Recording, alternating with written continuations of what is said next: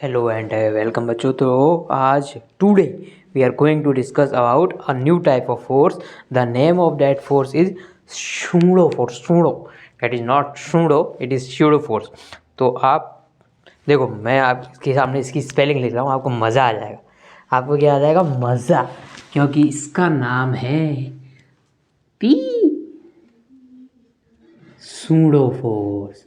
तो उसको कोई कोई बोलेगा पसूडो फोर्स, ये पसूडो नहीं है, इसका नाम है सूडो फोर्स। सूडो, ये सूडो फोर्स क्या होता है? मतलब सूडो किसी वर्ड के सामने लग जाता है, उसका मतलब होता है कि वो है पर नहीं भी है। सर ये क्या बोल रहे हो आप? है नहीं भी है, क्या फिलोसफिकल बातें कर रहे हो? Yes, it is philosophical talk. तो भाई इसमें बात ये करना चाह रहा हूँ मैं, सूडो का मतलब होता है आभासी। छलिया फोर्स है, छलिया छलती है अपने को, होती नहीं है लेकिन लगानी पड़ती है। होती नहीं है लेकिन लगानी पड़ती है। तो फिर इसको लगाने का रीज़न क्या है? Why we are using the pseudo force? To make the problem easier. अपन प्रॉब्लम को ईजी बनाना चाहते हैं, इसलिए सूडो फोर्स का यूज़ करते हैं। सूडो फोर्स को बोलते हैं हिंदी में आभासी फोर्स। ठीक है, आभासी फोर्स या फिर इमेजिनरी फोर्स इसको बोल सकते हैं। मतलब ये है नहीं लेकिन अपने को लगानी पड़ती है ताकि अपन प्रॉब्लम को इजी बना पाएँ। ठीक है, तो इसका एक एग्जांपल, बेस्ट एग्जांपल आप देख सकते हो। जब कार ऐसे टर्न करती है किसी सर्किल पे, तो आप बाहर की साइड, ऐसा लगता है अपन बाहर की साइड फिक गए, ऐसा लगता है कि अपन बाहर की साइड फिक रहे हैं। तो वो जो फोर्स होती है सर, वो तो सेंट्रीपिटल फोर्स नहीं होती क्या? वो तो नहीं, वो सेंट्रीफ्यूगल होती है, होती हुई है तो। लेकिन एक सेंट्रीफ्यूगल फोर्स क्या है? एक आभासी फोर्स है, एक सूडो फोर्स है। वो होती नहीं है लेकिन अपन उसको लगाते हैं। क्यों लगाते हैं? क्योंकि अपने को भाई जब ऐसे चक्कर काट रहे तो महसूस हो रही है। ऐसे ही जब आप लिफ्ट में जा रहे हो तो आपका वेट एक्चुअली में कम हो रहा है या ज़्यादा हो रहा है क्या? जैसा मैंने कल की क्लास में बताया था कि जब लिफ्ट में ऊपर जाते हैं तो वेट इंक्रीज हो जाता है, लिफ्ट में नीचे की साइड में चलते हैं तब अपना वेट डिक्रीज हो जाता है। कब? बशर्ते कि वो लिफ्ट एक्सीलरेट हो रही हो। यदि वो कांस्टेंट वेलोसिटी चलेगी तो ना वेट इंक्रीज होगा ना वेट डिक्रीज होगा, जितना आपका वेट है उतना ही रहेगा यदि वो कांस्टेंट वेलोसिटी से चल रही है तब। लेकिन वो एक्सीलरेट या डी एक्सीलरेट कर रही है, मतलब या तो एक्सीलरेशन हो रहा है उसका पॉजिटिव या फिर एक्सीलरेशन हो रहा है नेगेटिव। उस केस में ही आपको वेट बढ़ा हुआ या कम होता हुआ दिखाई देगा, सिर्फ और सिर्फ उसी केस में। यदि वो कांस्टेंट वेलोसिटी से चल रही है तो आपका जितना वेट है उतना ही दिखाई देगा। तो मतलब एक्सीलरेशन से कुछ ना कुछ रिलेशन है सूडो फोर्स का। मतलब जब सिस्टम में एक्सीलरेशन होगा तो एक सूडो फोर्स है। फोर्स का रिलेशन ही एक्सीलरेशन से, फोर्स का रिलेशन ही एक्सीलरेशन से। तो फोर्स कब आएगी? जब एक्सीलरेशन होगा तभी F equal to M A होता है ना। F equal to M A होता है ना। नहीं sir, we are very intelligent people. F equal to M A नहीं होता, F equal to M D V by D T plus V D M by D T. Force दो sir ऐसे आ सकती है, यहाँ तो वेलोसिटी में चेंज की वजह से, जिसको बोलते हैं एक्सीलरेशन, एक्सीलरेशन की वजह से, या फिर मास में चेंज की वजह से भी आ सकती है। लेकिन जो अपन जनरल लाइफ में जितने सिस्टम देखते हैं उसमें मास में चेंज नहीं हो रहा होता। तो उसमें जो एक्सीलरेशन, जो फोर्स आती है वो किस वजह से आती है? एक्सीलरेशन की वजह से। इसीलिए मैं बोल रहा हूँ कि जो फोर्स होती है जनरली किसकी वजह से आती है? एक्सीलरेशन। लेकिन इस स्टेटमेंट में एक फॉल्ट है। फोर्स तो किस वजह से भी आ सकती है? मास में चेंज होने की वजह से भी। ठीक है, लेकिन जनरल लाइफ में मास में चेंज नहीं हो रहा होता। जनरल लाइफ में बस सीधा अपना एक्सीलरेशन आ रहा होगा तो ही फोर्स आएगी। ठीक है, ये मतलब वेलोसिटी चेंज होगी तभी फोर्स आती है। लेकिन मास में चेंज होने की वजह से फोर्स कब आती है? जैसे कि रॉकेट में अपन बात करें, लेकिन वहाँ पे दोनों चीज़ें चेंज हो रही होती हैं, वेलोसिटी भी चेंज हो रही होती है और मास में भी चेंज हो रहा होता है। या फिर अपन बात करें, यदि कोई ऑब्जेक्ट लाइट की स्पीड को अप्रोच कर रहा है तो उसके मास में चेंज काफ़ी ड्रास्टिक हो जाते हैं। तो मास में चेंज यदि ज़्यादा हो जाएगा तभी वहाँ पे एक्सीलरेशन आएगा, भले ही उसकी वेलोसिटी चेंज नहीं हो। यदि वो कांस्टेंट वेलोसिटी भी चल रहा है तो भी वहाँ पर एक फोर्स होगी। और किस वजह से होगी? मास में चेंज की वजह से। ये मैं आपको ऑलरेडी बता चुका हूँ। लेकिन अभी जो आज बात करने वाले वो है सूडो फोर्स की। सूडो फोर्स भी क्यों आएगी भाई? एक्सीलरेशन की वजह से, एक्सीलरेशन से इसका रिलेशन है। तो ये सूडो फोर्स किस डायरेक्शन में लगती है और ये कब आती है? जब कोई ऑब्जेक्ट एक्सीलरेशन कर रहा होता है तो उसके एक्सीलरेशन के अपोजिट डायरेक्शन में ये फोर्स लगती है। पहली बात तो ये, एक पेपर में इसको लिख लो, पेपर को खोल करके और खा जाओ। ये बात अपने को याद रखनी चाहिए कि जो सूडो फोर्स की डायरेक्शन होती है वो अपने एक्सीलरेशन, जिस डायरेक्शन ऑब्जेक्ट का एक्सीलरेशन है उसके अपोजिट डायरेक्शन में लगेगी। यदि लिफ्ट ऊपर जा रही है तो सूडो फोर्स नीचे लगेगी। और कितनी लगेगी? जैसे कि मुझे सूडो फोर्स निकालनी है। एक लिफ्ट के अंदर कोई मैन बैठा हुआ है जिसका मास m है। ठीक है, और लिफ्ट ऊपर एक्सेलरेट कर रही है भाई, लिफ्ट किधर एक्सेलरेट कर रही है, ऊपर, तो इस पर स्यूडो फोर्स किधर लगेगी, नीचे की डायरेक्शन में।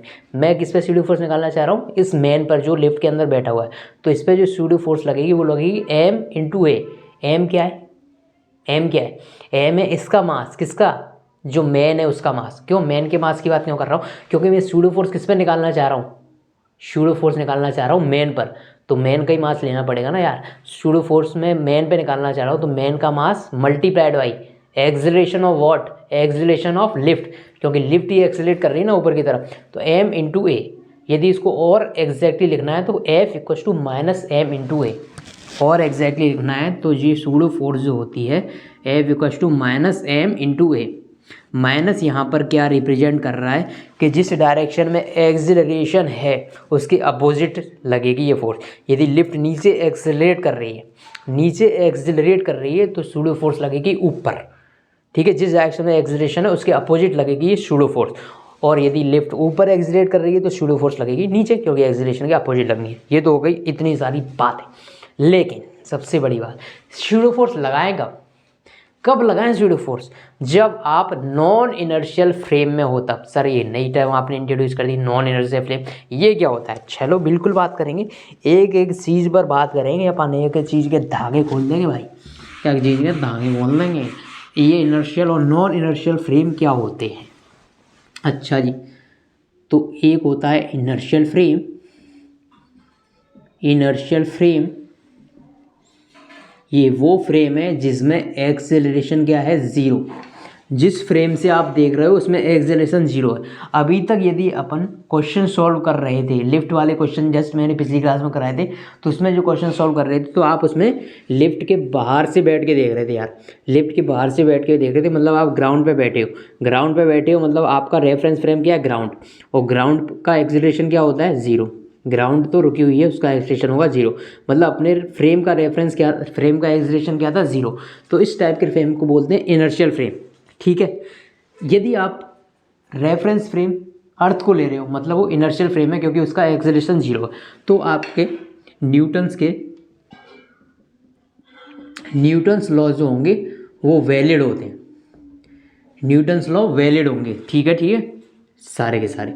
लेकिन दूसरा जो फ्रेम होता है नॉन इनर्शियल फ्रेम, ये वो फ्रेम होता है भाई जिसका acceleration non equal to zero, मतलब इसका कुछ ना कुछ एक्सेलरेशन है, ज़ीरो नहीं है इसका एक्सेलरेशन, कुछ ना कुछ एक्सेलरेशन है।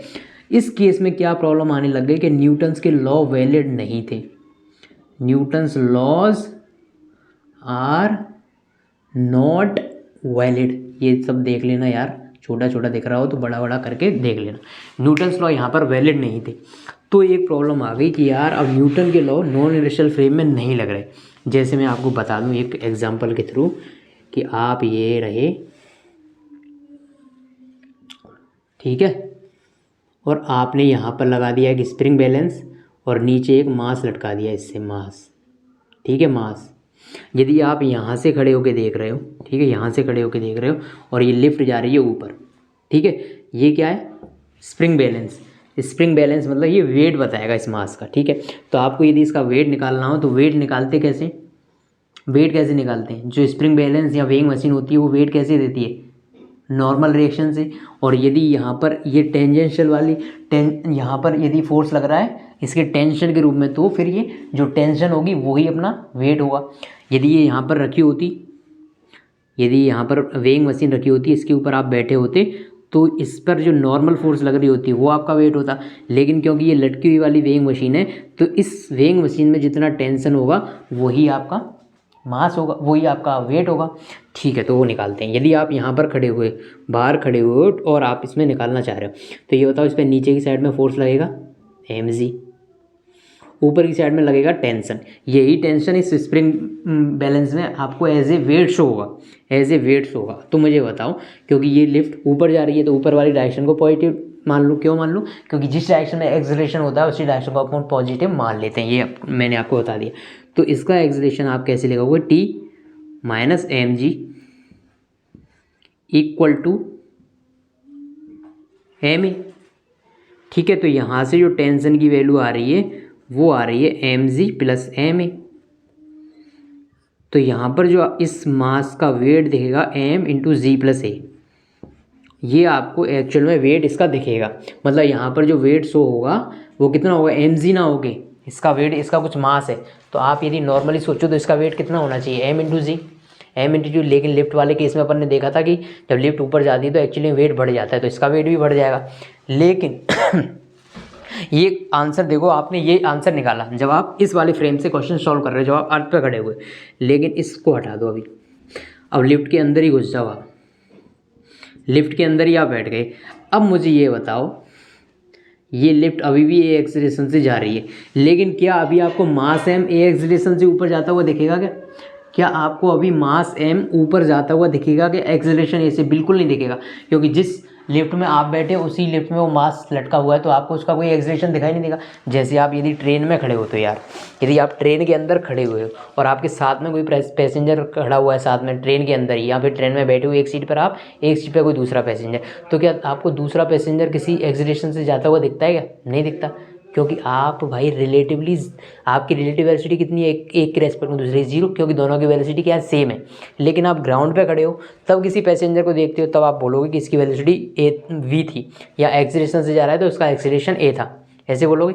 लेकिन आप दोनों एक ही फ्रेम में आ गए तो आपको तो वो तो स्टेशनरी दिखेगा। यदि आप इस फ्रेम में चले गए, फिर आप इसका मास निकालना चाहते हो, देखो बाहर से देखा यहाँ से, तो ये जो मास आया ना ये जो मास आया, और एक्चुअली में जो वेइंग बैलेंस में मास आता है वो यही आता है, यही आता है। मतलब ये वैल्यू सही है, ये वैल्यू एकदम करेक्ट है, क्योंकि एक्चुअली में आप प्रैक्टिकल करके देखोगे तो आपकी वैल्यू इसके अंदर ये आती है एम जी प्लस ए। लेकिन अब आप क्या कर रहे हो, सिर्फ आपने फ्रेम ऑफ रेफरेंस चेंज कर दिया, मतलब आप बाहर से अंदर चले गए लिफ्ट के अंदर, तो आपको क्या दिखेगा, T minus M G equal to M into इसका एक्सीलरेशन कितना हो गया, अब जीरो। एक्सीलरेशन जीरो क्यों हो गया, क्योंकि ये मास आपको स्टेशनरी दिखेगा, ये तो जाता हुआ नहीं दिखेगा, क्योंकि आप इसी फ्रेम में आ गए। तो T equals to M G, मतलब अभी वेइंग बैलेंस कितना वेट दिखाना चाहिए इसका, अब इसका वेट एम जी दिखाना चाहिए, इसका वेट एम जी आना चाहिए था स्प्रिंग बैलेंस के अंदर। लेकिन प्रैक्टिकली ऐसा देखा गया कि इसका वेट एम जी नहीं आता है।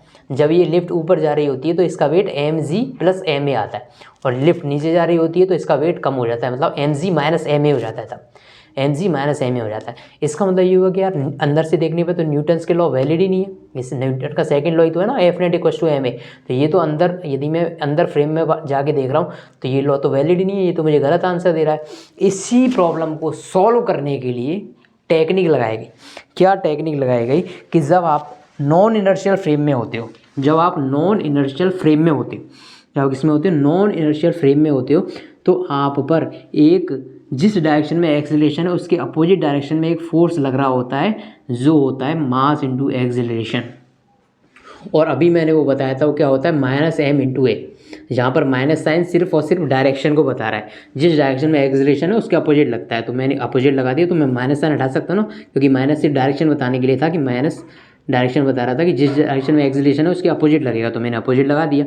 और लगेगा कितना, इसका मास जिस पे आप फोर्स निकाल रहे हो उसका मास मल्टीप्लाइड बाई एक्सीलरेशन, जिस फ्रेम में वो चल रहा है उसका एक्सीलरेशन से मल्टीप्लाई कर दो, एम इंटू ए।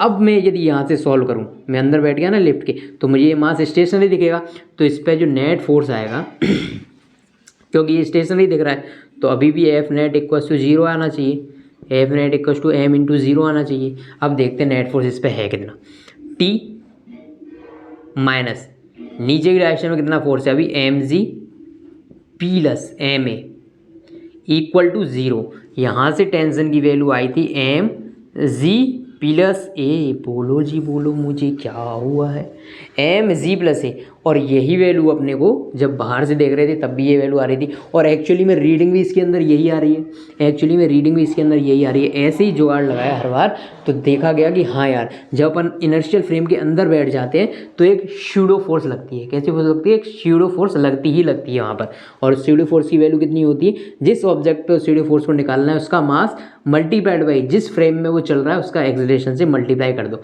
और किस डायरेक्शन में लगेगी वो फोर्स, जिस डायरेक्शन में एक्सीलरेशन होता है उसके अपोजिट। तो यहाँ से भी वही आंसर आया। तो कुल मिला के बात ये है, यदि आपको कोई प्रॉब्लम नॉन इनर्शियल फ्रेम से सॉल्व करनी है, मतलब आप ऐसे फ्रेम के अंदर बैठ के ऑब्जेक्ट को देख रहे हो जिसका कोई एक्सीलरेशन है, मैं इस लिफ्ट के अंदर बैठ गया और लिफ्ट का एक्सीलरेशन था, तो मुझे स्यूडो फोर्स वहाँ पर लगानी ही लगानी पड़ेगी। मैं बाहर से इस क्वेश्चन को बाहर से देख रहा था इसको, तो इसको मैंने सॉल्व कर ही दिया था। M G minus M G T minus M G equal to mass into acceleration. बाहर से देखने पे तो ये हो गया, लेकिन अंदर से देखने पे क्या हो रहा है, ये तो मुझे स्टेशनरी दिख रहा है, ये मुझे स्टेशनरी दिख रहा है, तो इसका मतलब मुझे एक शीरो फोर्स लगानी पड़ेगी ताकि मेरा आंसर सही हो जाए। तो कुल मिला के बात आप समझे, जब आप नॉन इनर्शियल फ्रेम में होते, जब आप इनर्शियल फ्रेम में होते हो, मतलब जिसका एक्सीलरेशन जीरो नहीं है, उस टाइप के फ्रेम में होते हो, अब आपको क्या करना पड़ता है,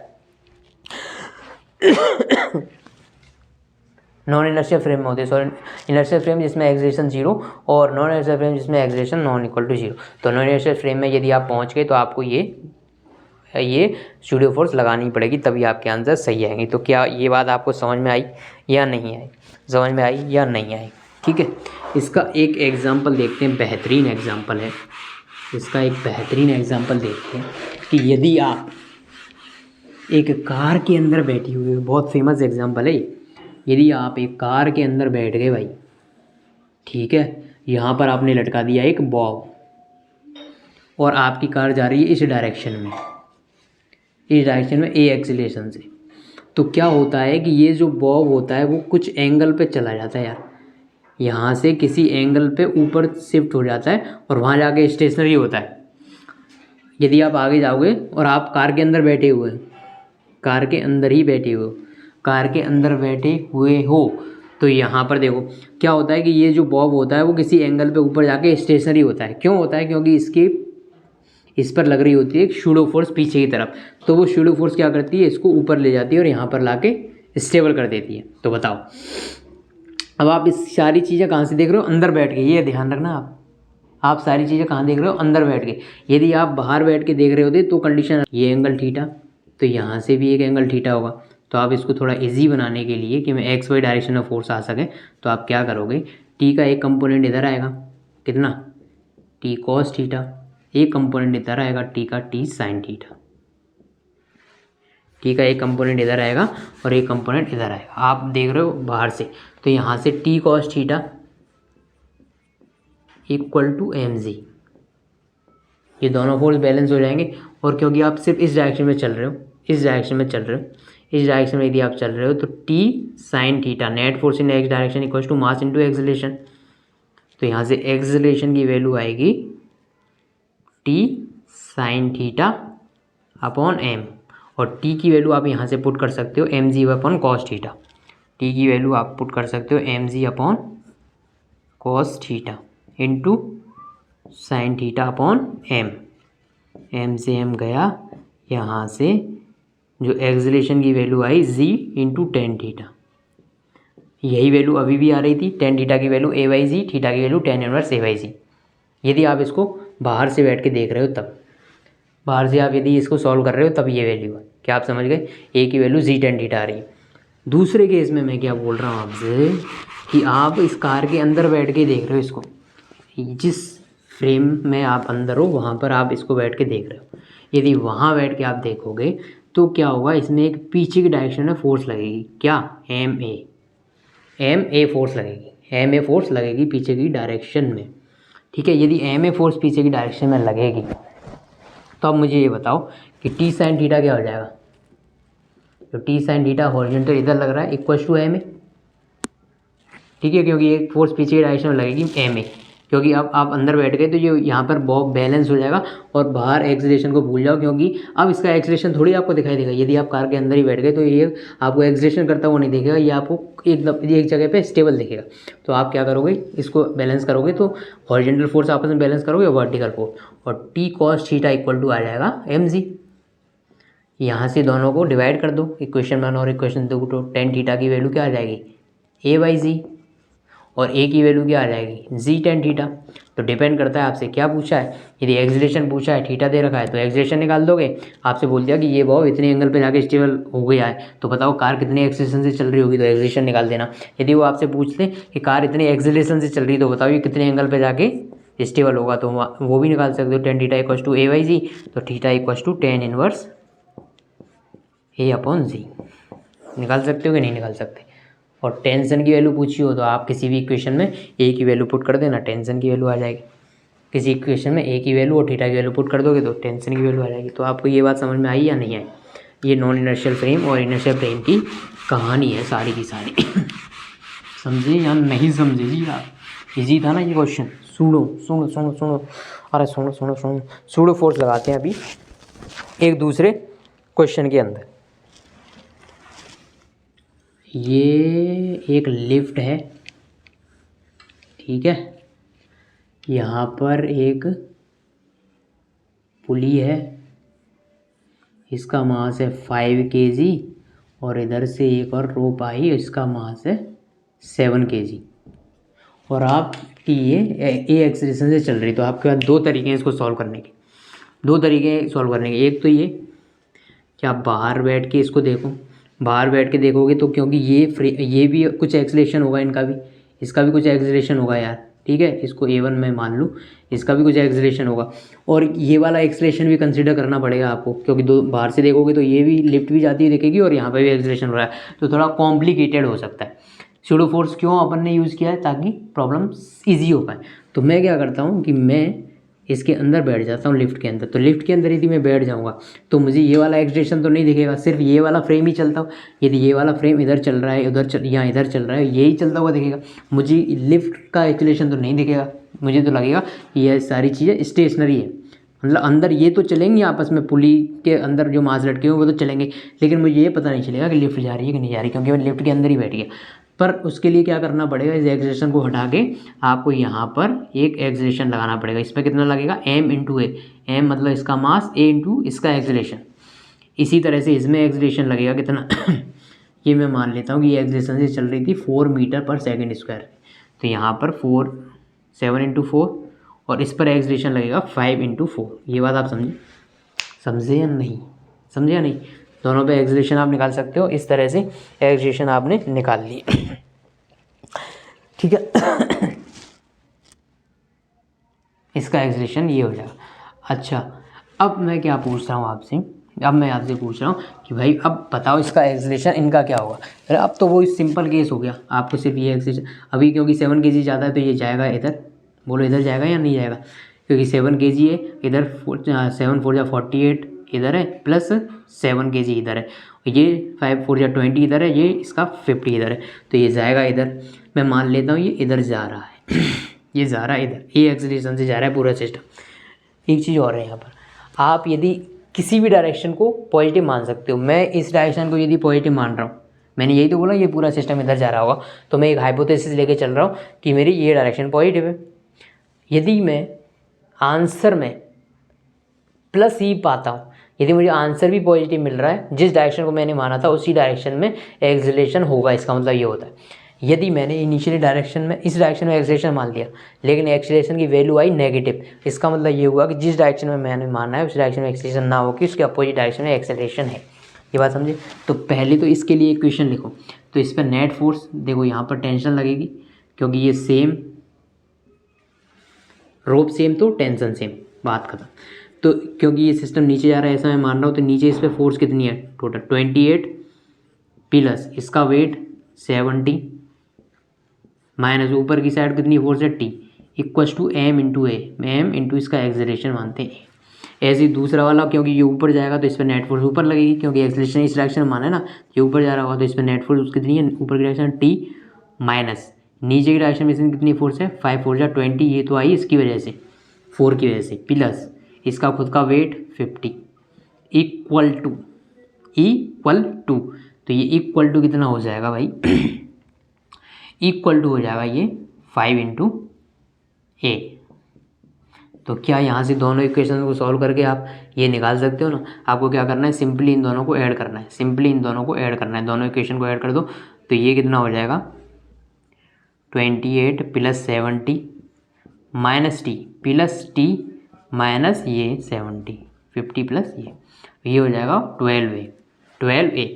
तो यहाँ से यदि आप वैल्यू निकालोगे तो प्लस टी माइनस टी ये दोनों आपस में कैंसिल हो जाएंगे, ये 70 टू 70 गया, यहाँ पे बचा से 28, तो 28 equals to 12a, 28 equals to 12a। तो ए की वैल्यू कितनी आई 28/12, मतलब 4 7 या 28 4 3 या 12 मीटर पर सेकेंड स्क्वायर, 7/3 मीटर पर सेकेंड स्क्वायर इसका एक्सेलरेशन होगा। और टेंशन निकालना हो तो किसी भी इक्वेशन में एक्सेलरेशन की वैल्यू पुट कर दो, टेंशन आ जाएगा। एक शॉर्ट ट्रिक मैं आपको यहाँ पे बता सकता हूँ। इस पूरे को एक सिस्टम मान लो और सिस्टम पे नेट कितना फोर्स लगेगा, नेट सिस्टम पे force equals to mass of system multiplied by acceleration of system multiplied by acceleration of system. यदि ऐसा करते हो तो नेट फोर्स इस सिस्टम पे कितना है, देखो इधर ये कितना है 70 हो जाएगा, ये कितना हो जाएगा 50। तो नेट फोर्स बाहर से देखने पे कितना लगेगा, इस डायरेक्शन में लग रहा है 70 प्लस 28, यही लग रहा है इस डायरेक्शन में 98 हो गया ये। और इस डायरेक्शन में नीचे कितना लग रहा है, ये हो जाएगा 50 प्लस 20 मतलब 70। तो नेट फोर्स कितना लग रहा है इस पर 98 माइनस 70, ये 98 क्योंकि मैं इसका एक्सेलरेशन इस डायरेक्शन में मान रहा हूँ, इस डायरेक्शन में एक्सेलरेशन मान रहा हूँ, तो ये वाला फोर्स 98, ये माइनस हो जाएगा 70 equal to mass of system कितना है टोटल 12 इंटू एक्सेलरेशन। तो यहाँ से एक्सेलरेशन की वैल्यू वही आ गई जो अभी आई थी 28/12 मतलब 7/3 मीटर पर सेकेंड स्क्वायर। तो एक्सेलरेशन तो डायरेक्ट निकाल सकते हो सिस्टम का, लेकिन लेकिन लेकिन यदि इसने टेंशन पूछ लिया तो ये दोनों इक्वेशन आपको बनानी ही पड़ेंगी, तब आपका ये क्वेश्चन सॉल्व हो पाएगा। क्या ये बात आपको समझ आई, क्या ये बात आपको समझ आई या नहीं? अब देखते हैं नेक्स्ट क्वेश्चन।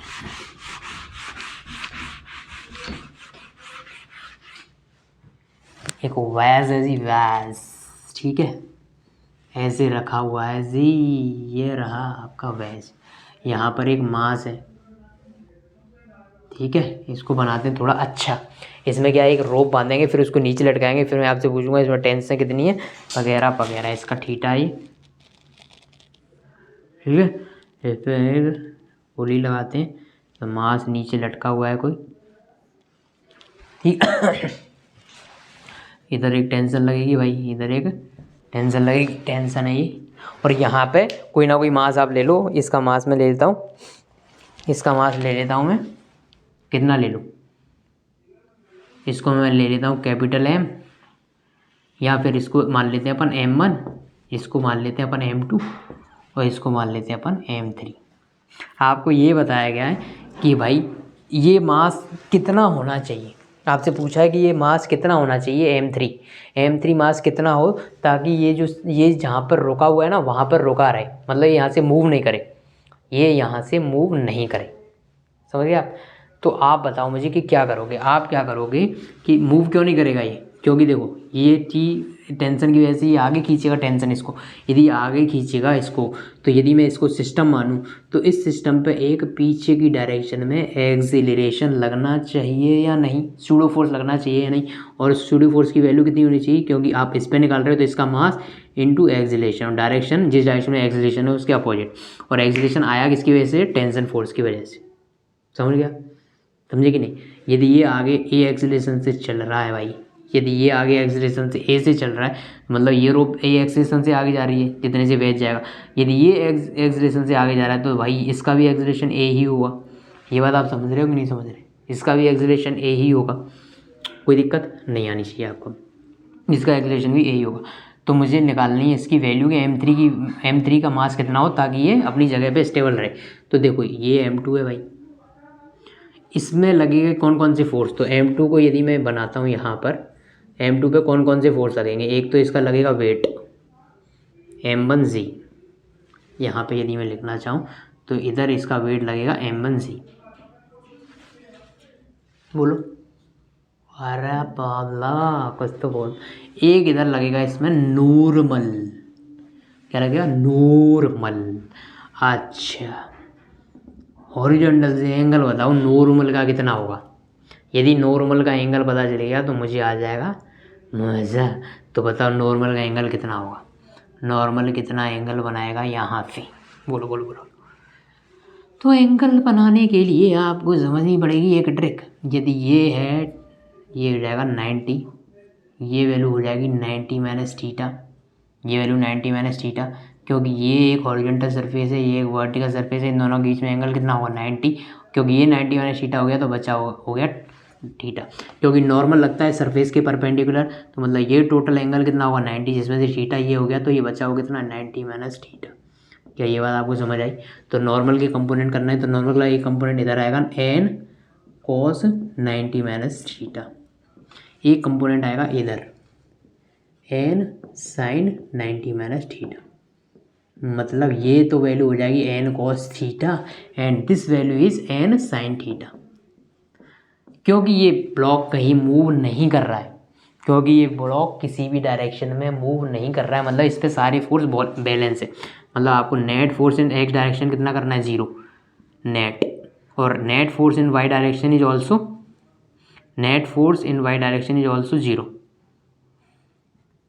अब आप बोलोगे मुझसे, बोलोगे, आप मानोगे नहीं, अब आप मुझसे एक बात बोलोगे, सर ये जो ब्लॉक है M1 जो ब्लॉक है वो स्टेशनरी कहाँ है, वो तो चल रहा है ना, वो तो चल रहा है ना टी की वजह से, ये चल रहा है तभी तो इस पर MA आया है। मैं आपसे बोलूँगा प्यारे बच्चों, मैं इस वाले फ्रेम पर बैठ के देख रहा हूँ, यहाँ पर मैं नॉन इनर्शियल फ्रेम में जाके देख रहा हूँ, तब ये ब्लॉक मुझे चलता हुआ दिखेगा क्या? जैसे मैं ट्रेन में बैठ गया था तो मुझे आप अपना साथ वाला पैसेंजर चलता हुआ दिख रहा था क्या? नहीं दिख रहा था, क्योंकि मैं ट्रेन के अंदर जाके बैठ गया। तो मैं इस ब्लॉक को M1 को कहाँ से ऑब्जर्व कर रहा हूँ? अंदर से, इसीलिए मैं इसमें फोर्स बैलेंस कर रहा हूँ यार। इसलिए एम नेट इन एक्स डायरेक्शन, यदि ये 0 करना है तो इस डायरेक्शन में कितना है, N sine theta equal to कितना हो जाएगा इधर M1A। ये बात आपकी इक्वेशन नंबर 1 हो जाएगी, ये इक्वेशन नंबर 1 हो गई। ऐसे सेकंड इक्वेशन वाई डायरेक्शन के फोर्स बैलेंस करने, तो ऊपर लग रहा है एन कॉस थीटा और नीचे सिर्फ और सिर्फ एम जी नहीं M1Z। तो यहाँ से 2 इक्वेशन आ गई आपकी, 2 इक्वेशन आ गई। तो यहाँ से आपको बेस एंगल तो दे ही रखा होगा, आपको एक्सेलरेशन की वैल्यू मिलेगी या नहीं मिलेगी? बिल्कुल मिलेगी। यहाँ से एक्सेलरेशन की वैल्यू आपको मिल जाएगी, दोनों को डिवाइड कर दोगे तो टेन थीटा की जो वैल्यू आएगी वो आ जाएगी A/G। तो यहाँ से एक्सेलरेशन की वैल्यू आ जाएगी जी टेन थीटा। अब मुझे तो चाहिए थी M3 की वैल्यू यार, मुझे तो चाहिए थी M3 की वैल्यू। तो भाई M3 की वैल्यू आप निकाल सकते हो, क्योंकि अब आपके पास एक्सेलरेशन की वैल्यू आ गई, एक्सेलरेशन की वैल्यू आ गई, एक्सेलरेशन की वैल्यू आ गई। तो एक्सेलरेशन की वैल्यू आ गई तो M3 की वैल्यू कैसे निकालोगे? तो देखो इस पर फोर्स लगाओ, नीचे कितना लगेगा M3G, ऊपर टेंशन, तो ये इधर जा रहा है तभी तो वेज इधर चल रहा है। M3G minus T equal to M3 × A। एक इक्वेशन ये हो गई। दूसरी इक्वेशन इस बेस के लिए बनाओगे तो बेस इधर चल रहा है तो इस पर नेट फोर्स आगे की डायरेक्शन T माइनस। अब इस पर और कौन सा फोर्स होगा? T माइनस, दूसरा कौन सा फोर्स है?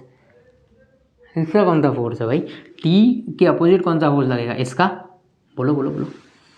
T के अपोजिट कौन सा फोर्स लगेगा? T के अपोजिट तो कोई फोर्स नहीं लगेगा, क्योंकि ये जो रखा हुआ है ना, ये रखा हुआ है फ्रिक्शनलेस सरफेस पे, ये रखा हुआ है फ्रिक्शनलेस सरफेस पे, मतलब इसके T के अपोजिट कोई फोर्स नहीं है, मतलब नेट फोर्स इस पर क्या है T।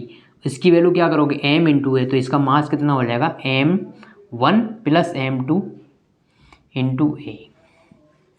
2 इक्वेशन 2 वेरिएबल, कौन कौन से वेरिएबल हैं इसमें? एक मास M3 वेरिएबल है और एक है अपना टेंशन। तो 2 इक्वेशन 2 वेरिएबल इजीली निकाल सकते हो, क्योंकि M1 M2 की वैल्यू आपको दे रखी, सिर्फ M3 वेरिएबल है। तो M3 आपसे पूछा था कि कितना मास हो ताकि ये चल सके। अब ये कुछ वैल्यूज़ दे देता है यहाँ पर, इसकी वैल्यू 10 kg, इसकी वैल्यू 5 kg, इसकी वैल्यू 2 kg, कुछ भी दे देता, तो क्या आप ये कुछ क्वेश्चन को सॉल्व कर पाते? मैंने इसको जनरली सारी चीज़ें लेके सॉल्व करवा दिया आपको कि M1 M2 M3 हो तो किस मास के लिए ये बैलेंस रहेगा। मैं एक बार ये इस क्वेश्चन को और समझाना चाहूँगा, क्वेश्चन में है कुछ नहीं, धुआं है सिर्फ। इस बार इसको हटा के सिर्फ क्वेश्चन समझाता हूँ मैं आपको। देखो क्या बोल रहा है ये, एक वेज है, ठीक है, एक वेज है भाई, ये इसका एंगल दे रखा है आपको, हो सकता है ये एंगल 60 डिग्री दे रखा हो, थीटा में मान लेता हूँ। इस पे एक मास रखा हुआ है, ये मास नीचे गिर रहा होगा, नीचे गिरना चाहेगा, लेकिन आपने क्या किया कि यहाँ पर एक पुली लटका के नीचे एक मास लटका दिया M3, क्योंकि नीचे गिरेगा तो ये रस्सी को खींचेगा। यदि ये रस्सी को खींचेगा मतलब ये पूरा बैच जिसका मास कितना पूरे बैच का M2 + M1, क्योंकि M2 तो इसका बैच का मास है और M1 इसके ऊपर रखा हुआ है। तो नेट मास इस टेंशन की वजह से आगे बढ़ेगा। यदि टेंशन की वजह से आगे बढ़ेगा धीरे कैसे की वजह से आगे बढ़, ये रुका हुआ रहता तो ये गिर रहा था, ये रुका हुआ रहता तो ये गिर रहा था, कंफर्म है ये बात। लेकिन आपने इसको तेज़ी से भगाना स्टार्ट कर दिया तो इस पर एक सूडो फोर्स लग गई पीछे की साइड, पीछे की साइड एक सूडो फोर्स लग गई जिसकी वजह से ये भाग नहीं रहा, इसकी वजह से ये भाग नहीं रहा क्योंकि इस सूडो फोर्स ने इसको यहीं के यहीं बैलेंस कर लिया। तो आपको क्या करना है, आप इस फ्रेम में बैठ जाओगे, इसके अंदर बैठ जाओगे, तभी आप सूडो फोर्स लगा पाओगे, क्योंकि सूडो फोर्स तभी लगती है जब आप नॉन इनर्शियल फ्रेम में होते हो, तब जब आप नॉन इनर्शियल फ्रेम में होते हो तभी सूडो फोर्स लगती है।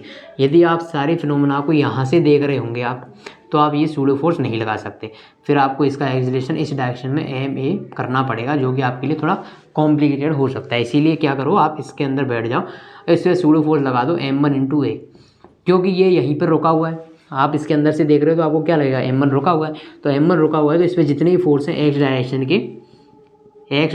के एंड वाई डायरेक्शन के नेट फोर्स, उनको ज़ीरो कर दो, मतलब एक्स के फोर्स बैलेंस कर दो और वाई के फोर्स बैलेंस कर दो, तो यहाँ से आपको एक्सीलरेशन की वैल्यू मिलेगी, कुछ एक्सीलरेशन की वैल्यू मिलेगी।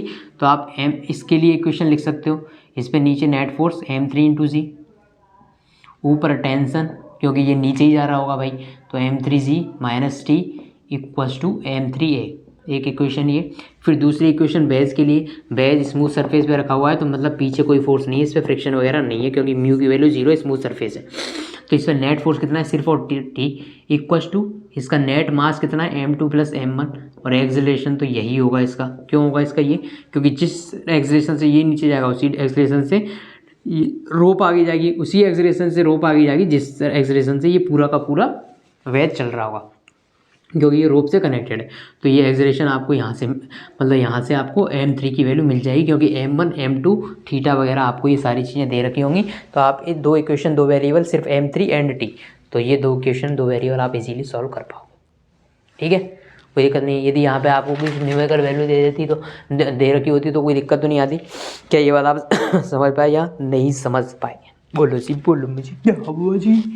क्वेश्चन इजी था लेकिन समझने की बात थी बस।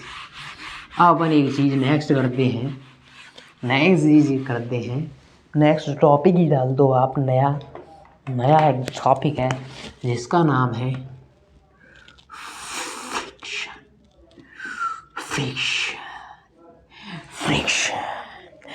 फ्रिक्शन।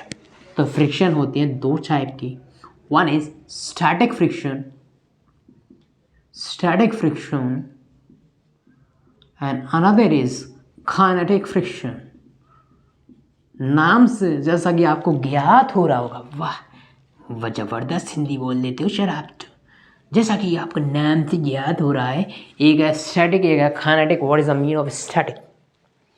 स्टैटिक का मतलब होता है वो फ्रिक्शन जब कोई ऑब्जेक्ट किसी सरफेस पर रोका हुआ है, मोशन नहीं कर रहा, तब उस पर जो फ्रिक्शन लग रहा है वो है स्टैटिक फ्रिक्शन, ठीक है। यदि कोई ऑब्जेक्ट किसी पे मूव कर रहा है, किसी सरफेस में मूव कर रहा है, उस टाइम पे जो फ्रिक्शन लग रहा है वो काइनेटिक फ्रिक्शन। सर ये कैसी बात हुई, जब कोई मूव कर रहा है तो फ्रिक्शन थोड़ी लग रहा होगा। अच्छा जी, यदि किसी सरफेस पे फ्रिक्शन नहीं हुआ ना, यदि किसी सरफेस पे फ्रिक्शन नहीं हुआ तो आप मूव नहीं कर पाओगे भाई। मैंने आपको पहले भी ये चीज़ बताई थी। सर आप हर चीज़ ऐसे बोलते तो पहले ही बताई थी, ऐसे कैसे? ऐसे ही चलेगा। आपको ये सारे लेक्चर कंटिन्यूसली देखने पड़ेंगे, तभी आपको पता चलेगा कि मैं क्या बता रहा हूँ पिछली क्लास में, क्योंकि ये जो चीज़ है ना आपस में इंटर रिलेटेड है, क्योंकि ये पूरा का पूरा जो आप पढ़ने वाले हैं उसका नाम है मैकेनिक्स। सारी चीज़ें मैकेनिक्स के अंदर पढ़ रहे हो, जिसमें एक चीज़ दूसरे से कनेक्टेड होगी ही होगी।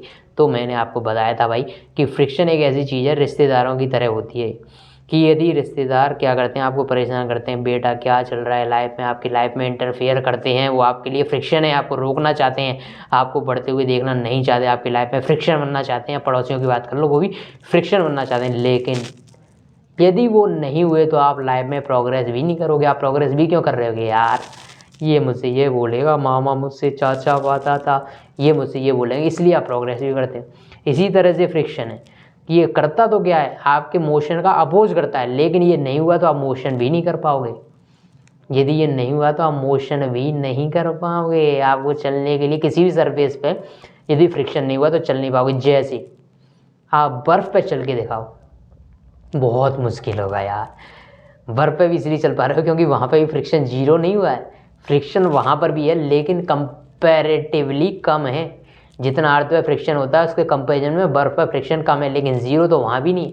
जिस सरफेस पे फ्रिक्शन ज़ीरो हो गया उस सरफेस पे आप चल नहीं सकते यार।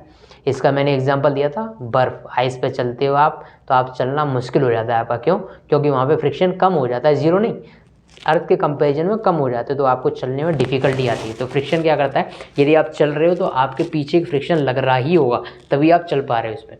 फ्रिक्शन एक्चुअली में करता क्या है, आपके मोशन का अपोज करता है। यदि मैं और इसको क्लियरली बोलूँ तो फ्रिक्शन अपोजेस रिलेटिव मोशन।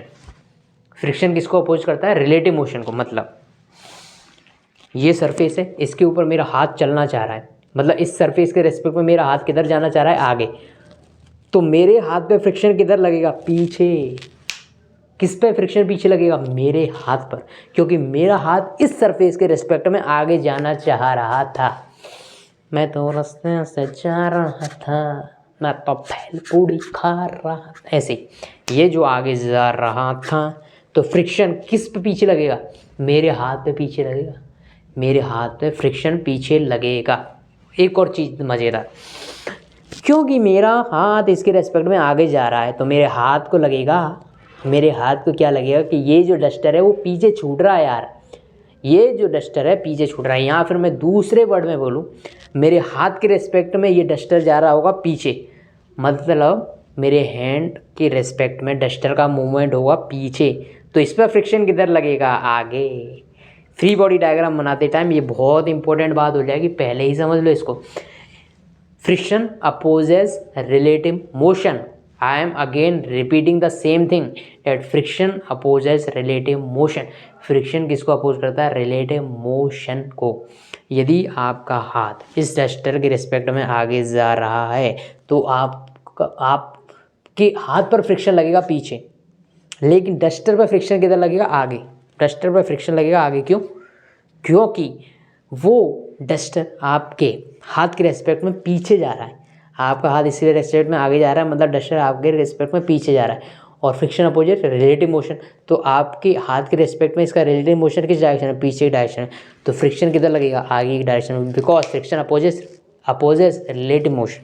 समझ गए इतनी बात? अब बात करते हैं static friction and kinetic friction की। तो पहली बात करी जाए काइनेटिक फ्रिक्शन की, क्योंकि ये इजी बात है। काइनेटिक फ्रिक्शन की वैल्यू होती है म्यू के into N. This is the value of kinetic friction. Friction जहाँ भी मैं लिखूँगा उसको स्मॉल एफ से रिप्रेजेंट करूँगा, जहाँ पे भी फ्रिक्शन की बात करूँगा उसको स्मॉल एफ से रिप्रेजेंट करूँगा आपकी सहूलियत के लिए, ताकि आप फोर्स को रिप्रेजेंट करूँगा कैपिटल एफ से और फ्रिक्शन को रिप्रेजेंट करूँगा स्मॉल एफ से। तो इसकी वैल्यू होती है F K equals to mu के into N. What is the mu K? Kinetic friction coefficient of kinetic friction, coefficient of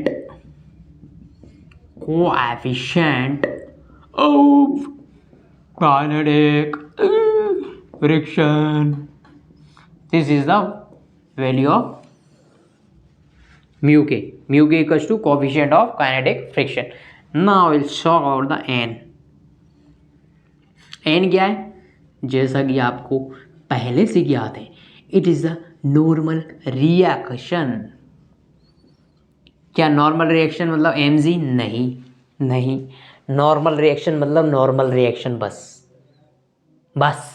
इसकी वैल्यू एम जी आएगी, एम जी कॉस थीटा आएगी, एम जी टेन थीटा आएगी, M G sine theta आएगी, M G plus M A sine theta आएगी। क्या आएगी मुझे नहीं पता, मुझे सिर्फ इतना पता है कि नॉर्मल रिएक्शन लेना है यहाँ पर। इसकी वैल्यू होती है फिक्स।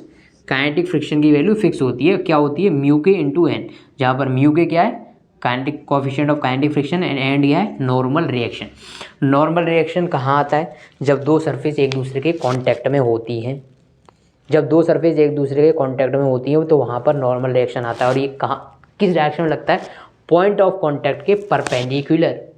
पॉइंट ऑफ कांटेक्ट के परपेंडिकुलर। दो बॉडी जैसे एक दूसरे के कांटेक्ट में है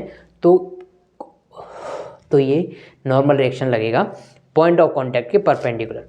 अच्छा, ये बॉडी इस बॉडी पर इधर नॉर्मल फोर्स लगाएगी तो ये बॉडी इस बॉडी पर नीचे की डायरेक्शन में, अपोजिट डायरेक्शन में फोर्स लगाएगी, क्योंकि force always exist in pair. Force हमेशा पेयर में एग्जिस्ट करते हैं।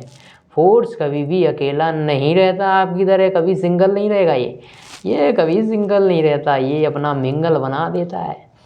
फोर्स सिंगल नहीं रह सकता यार, आप रह लोगे लेकिन फोर्स ने कसम खा ली मैं सिंगल नहीं रहूँगा, हमेशा पेयर में रहूँगा। किस पेयर में? एक्शन एंड रिएक्शन के पेयर में। और एक्शन रिएक्शन फोर्स किसको बोलते हैं ये मैं ऑलरेडी एक्सप्लेन कर चुका हूँ। किस फोर्स को एक्शन और रिएक्शन पेयर बोला जा सकता है, उसकी क्या क्या कंडीशन होती है? नंबर 1, दोनों का नेचर सेम होगा, नॉर्मल फोर्स का पेयर, मतलब एक्शन फोर्स यदि नॉर्मल है तो रिएक्शन भी नॉर्मल होगा। ऐसा नहीं हो सकता कि एक्शन फोर्स तो नॉर्मल है लेकिन उसका reaction gravitational force, electrostatics force या कोई भी दूसरे टाइप का फोर्स हो जाए, नहीं हो सकता।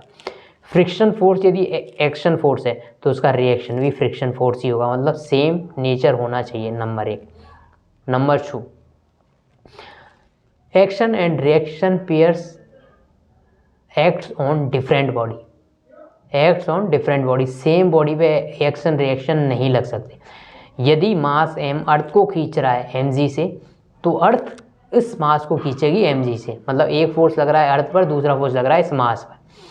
दोनों सेम बॉडी पे नहीं, डिफरेंट बॉडी पर ही लगेंगे, सेम बॉडी पर नहीं लग सकते। Okay. Third, force always exist in pair, force हमेशा पेयर में एग्जिस्ट करेगी, कभी अकेली एग्जिस्ट नहीं करेगी, तभी तो अपन एक्शन रिएक्शन की बात कर भी रहे। ये बात मैंने आपको पहले बता दी, आज फिर बता दी।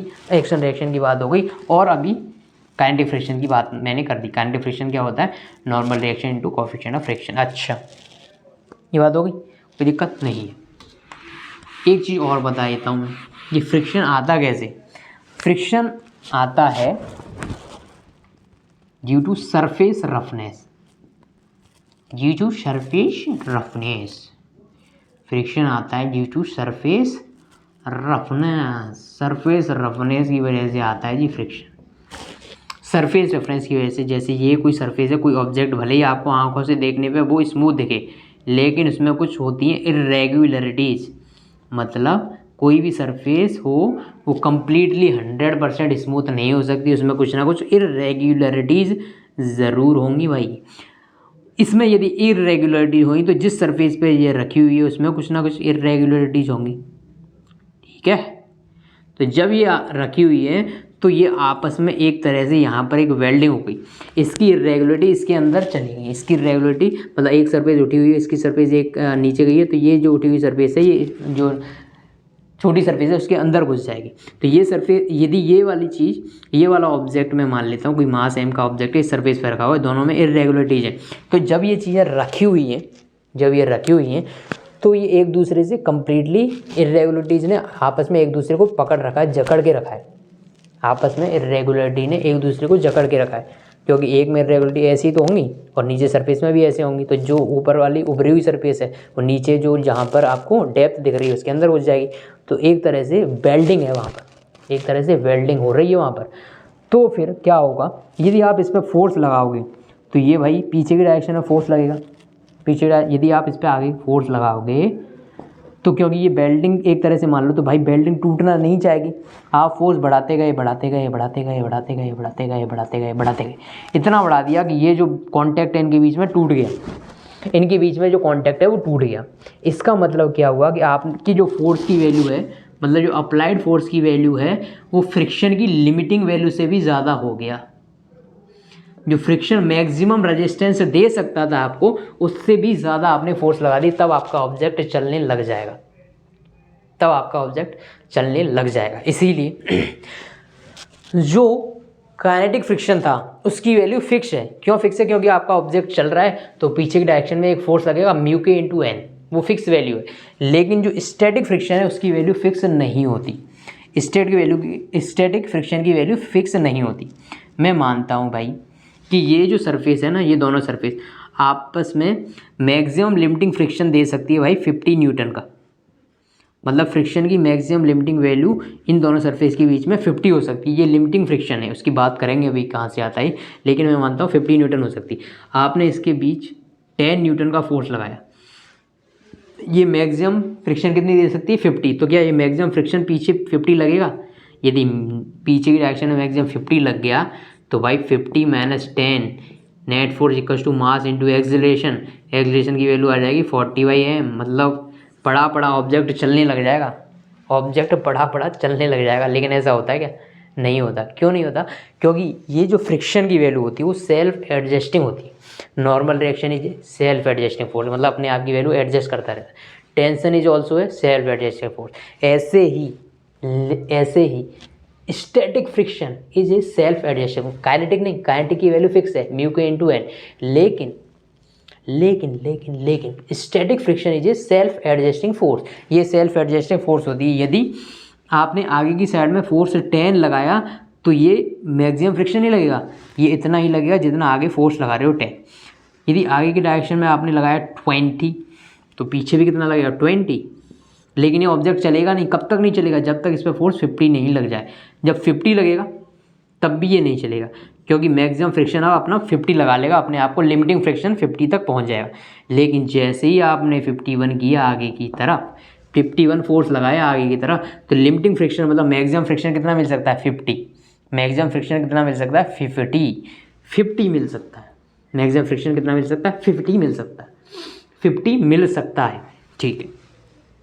अब क्या होगा, क्योंकि आगे की डायरेक्शन में आपने फोर्स ज़्यादा लगा दिया तो भाई अब लिमिटिंग फ्रिक्शन को भी आप पार कर गए। अब इसको चलना ही पड़ेगा और इसका एक्सीलरेशन कितना होगा? 1/m मीटर पर सेकंड स्क्वायर। समझ गए आप? 1/m मीटर पर सेकंड स्क्वायर, क्योंकि आगे 50 में लगाया और मैक्सिमम लिमिटिंग फ्रिक्शन को आप पार कर चुके। अच्छा, एक चीज़ और, क्योंकि यहाँ पे इनिशियली में वेल्डिंग बनी हुई थी आपस में, ये वेल्डिंग एक्चुअल वेल्डिंग नहीं है, लेकिन मैं आपको समझाने के लिए बता रहा हूँ कि ये वेल्डिंग की तरह एक दूसरे में चिपक जाते हैं भाई। इरेगुलरिटी एक दूसरे के अंदर घुसी हुई होती है ऐसे। अच्छा, आपने एक बार ये बैरियर पार कर लिया, आपने पार कर लिया। देखो, काइनेटिक फ्रिक्शन जो स्टैटिक फ्रिक्शन कोएफिशिएंट होता है उसकी जो लिमिटिंग वैल्यू, जैसे मान लो कि 0.8 है, इस सरफेस के लिए 0.8 है वो वैल्यू, म्यू की वैल्यू। ये स्टैटिक फ्रिक्शन की वैल्यू है, लेकिन स्टैटिक फ्रिक्शन का कोएफिशिएंट है। तो जो काइनेटिक फ्रिक्शन का जो कोएफिशिएंट होता है ना, वो हमेशा लेस देन होता है स्टैटिक फ्रिक्शन के कोएफिशिएंट के। क्योंकि स्टैटिक फ्रिक्शन में तो क्या करना है आपको, वेल्डिंग जो हो रही है वो तोड़नी है। जो वेल्डिंग दोनों सरफेस के बीच में जो वेल्डिंग लग रही है वो आपको तोड़नी है। लेकिन आपने एक बार वो वेल्डिंग तोड़ दी, तो काइनेटिक फ्रिक्शन कम लगता है हमेशा स्टैटिक फ्रिक्शन से, क्योंकि एक बार वो वेल्डिंग टूट गई तो आपको जॉइंट तोड़ने के लिए मेहनत नहीं करनी। जॉइंट टूट चुका है ऑलरेडी, टूट चुका है, मतलब वहाँ पर जो वेल्डिंग हो रही थी वो टूट चुकी है। अब तो जो इरेगुलरिटी जो आपस में एक दूसरे में टच आती, क्योंकि अब चल रहा है ना ऑब्जेक्ट, टच आती जा रही है चलता है, लेकिन रुकी हुई नहीं है। आपको वेल्डिंग तोड़नी नहीं है, वेल्डिंग टूट चुकी है, आपको सिर्फ आगे चलना है इरेगुलरिटीज़ को पार करते हुए। तो फ्रिक्शन तो लगेगा भी, क्योंकि इरेगुलरिटीज़ तो हैं सरफेस में, लेकिन आपको वेल्डिंग तोड़नी नहीं है अभी। मतलब काइनेटिक फ्रिक्शन की value is always less than static friction. Static friction से हमेशा कम वैल्यू होती है। क्या ये बात समझ में आई? अच्छा, अब मैं बात कर रहा था स्टैटिक फ्रिक्शन जो होता है सेल्फ एडजस्टिंग होता है, अपने आप की वैल्यू बढ़ाता जाता है according to the force applied. जितना फोर्स बढ़ाते जाओगे उतनी इसकी वैल्यू बढ़ती जाएगी। लेकिन लिमिटिंग स्टैटिक फ्रिक्शन की वैल्यू डिफाइंड है। जैसे काइनेटिक फ्रिक्शन तो फिक्स होता है, लेकिन मैं बोल दूँ कि स्टैटिक फ्रिक्शन की वैल्यू बताओ तो कभी मत बता देना, कुछ नहीं होती इसकी वैल्यू। सेल्फ एडजस्टिंग होता है, वो डिपेंड करता है जितनी फोर्स आगे लग रही है उतना पीछे लग जाता है। लेकिन लिमिटिंग जो वैल्यू होती है स्टैटिक फ्रिक्शन की, लिमिटिंग वैल्यू वो होती है μs इंटू एन, जहाँ पर μs क्या है? Coefficient of static friction. Static friction का कोफिशिएंट है। एन क्या है यहाँ पर? वही नॉर्मल रिएक्शन। क्या नॉर्मल रिएक्शन mg होता है? मैं वापस बोल रहा हूँ, नॉर्मल रिएक्शन mg नहीं होता है, वो डिपेंड करेगा सिचुएशन टू सिचुएशन। mg भी हो सकता है लेकिन mg ही नहीं होता है। तो μs इंटू एन, क्या ये बात समझ आई? तो लिमिटिंग फ्रिक्शन डिफाइंड है μs इंटू एन, लेकिन क्या स्टैटिक फ्रिक्शन डिफाइंड है? नहीं।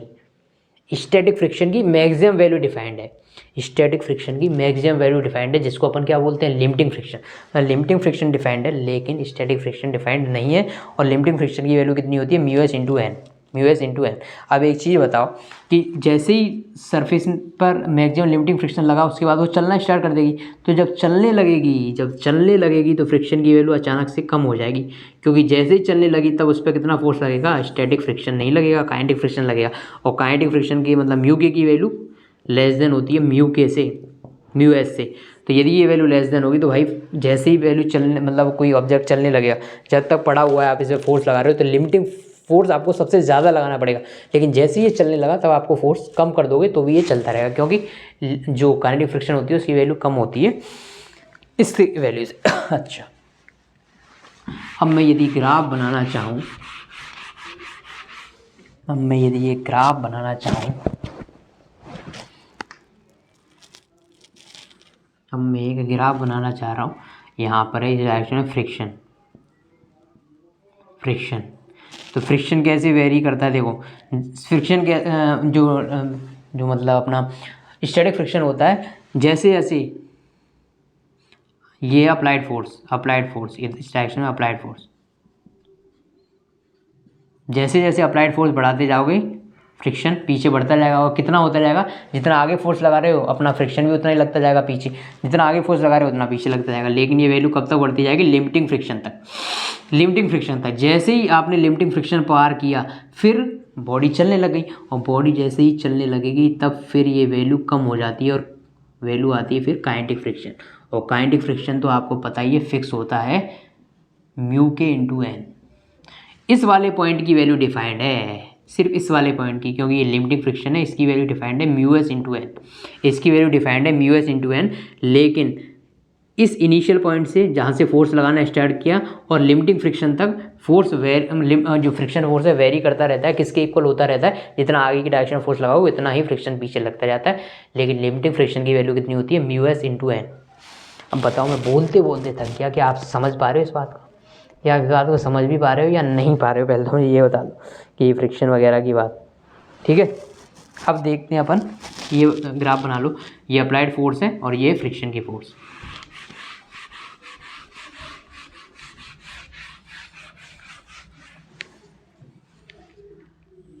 दो ऑब्जेक्ट है भाई यहाँ पर, object number A and this is object number B, ठीक है। अब मुझे बताओ, ये ऑब्जेक्ट वी है ना, इस पर मैं फोर्स लगा रहा हूँ एफ, इस ऑब्जेक्ट वी पर मैं फोर्स लगा रहा हूँ एफ, ऑब्जेक्ट वी पर फोर्स लगा रहा हूँ एफ। मुझे ये बताओ, ऑब्जेक्ट बी पे मैं फोर्स लगाऊँ तो ऑब्जेक्ट बी ए के रेस्पेक्ट में किधर जाएगा, ऑब्जेक्ट बी पे यदि फोर्स लगाऊँ तो ऑब्जेक्ट बी ए के रेस्पेक्ट में किधर जाएगा, आगे।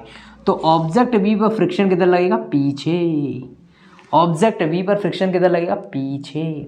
लेकिन ऑब्जेक्ट बी आगे जाएगा तो इसको ऑब्जेक्ट ए किधर जाता हुआ दिखेगा, यदि ऑब्जेक्ट बी आगे जाएगा तो इसको ऑब्जेक्ट ए किधर जाता हुआ दिखेगा, ऑब्जेक्ट ए यदि आगे जा रहा है, ऑब्जेक्ट बी आगे जा रहा है तो इसको ए पीछे जाता हुआ दिखेगा।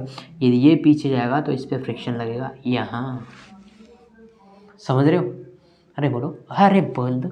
यदि फ्रिक्शन अपोजेस रिलेटिव मोशन, कितनी बार बता दूं मैं, फ्रिक्शन रिलेटिव मोशन का अपोज करता है। यदि इस वाले सरफेस में, इसको हटाओ, ये सारी फोर्स हटाओ, ये पूरा ब्लॉक ए और बी मिलके आगे जा रहे हैं, एफ फोर्स लगा रहा हूँ। अब आगे साथ साथ में जाएंगे, अलग अलग जाएंगे, वो सारी चीज़ें अपन देखने वाले हैं, लेकिन मैं फिलहाल आपको बता देता हूँ, मैंने एफ फोर्स लगाया, ए और बी दोनों साथ साथ आगे चल रहे हैं, ठीक है। इस सरफेस के रेस्पेक्ट में ए प्लस बी किधर जा रहे हैं, आगे। मैंने बताया कि एफ फोर्स लगा रहा हूँ और ये दोनों साथ साथ चल रहे हैं और आगे जा रहे हैं।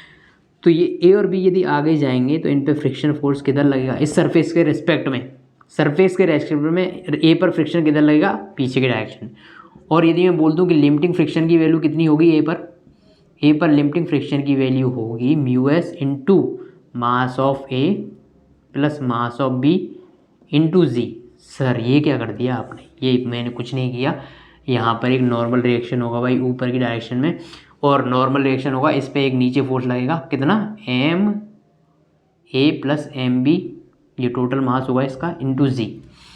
क्योंकि यहाँ पर ये सरफेस वाई डायरेक्शन में कोई मूवमेंट नहीं हो रहा तो net force in Y direction zero हो जाएगा, इसीलिए नॉर्मल रिएक्शन की वैल्यू कितनी आ रही है, यहाँ पर ये आ रही है, बस ध्यान रखना इस बात को।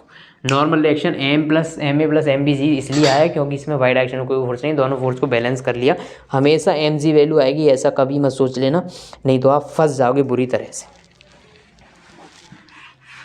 अब मैं आपको एक इजी क्वेश्चन दे देता हूँ, इजी क्वेश्चन दे देता हूँ कि ऑब्जेक्ट है भाई, ठीक है, ऑब्जेक्ट है जिसका मास है 10 kg, इधर फोर्स मैंने लगाया 50 न्यूटन और ये रफ सरफेस पे रखा हुआ है, जिसका फ्रिक्शन कोफिशिएंट है म्यू इक्वल टू 0.2। आपको बताना है ये किस एक्सेलरेशन से आगे चलेगा, क्योंकि ये मास 10 kg का इस सरफेस के रेस्पेक्ट में आगे चल रहा है, तो इस पर फ्रिक्शन फोर्स किधर लगेगा, इस ब्लॉक पर, क्योंकि ये ब्लॉक सरफेस के रेस्पेक्ट में आगे चल रहा है तो ब्लॉक पर फ्रिक्शन लगेगा पीछे। एक चीज़ याद रखना, अभी बताता हूँ। तो ये फ्रिक्शन लगेगा पीछे और लिमिटिंग फ्रिक्शन की वैल्यू कितनी होगी, μs इंटू एन। μs अपने को दे रखा है भाई 0.2 और n की वैल्यू कितनी आएगी, क्योंकि ऊपर n लगेगा और इस ऑब्जेक्ट में नीचे लग रहा होगा mg, n equal to mg हो जाएगा। यहाँ पर हमेशा n इक्वल टू mg नहीं होगा, बार बार बोल रहा हूँ। इंटू m मतलब 10 इंटू जी मतलब 10, तो यहाँ से वैल्यू आई 20। आगे की डायरेक्शन में फोर्स कितना है 50, पीछे की डायरेक्शन में 20, मतलब ये ब्लॉक 100% मूव करेगा। तो F net equal to mass into acceleration लिख दूंगा। एफ नेट कितना है आगे 50 माइनस 20 पीछे की डायरेक्शन में इक्वल टू मास कितना है 10 इंटू इसका एक्सेलरेशन, तो एक्सेलरेशन की वैल्यू आ जाएगी 30/10 मतलब 3 मीटर पर सेकेंड स्क्वायर, 3 मीटर पर सेकेंड स्क्वायर। ठीक है,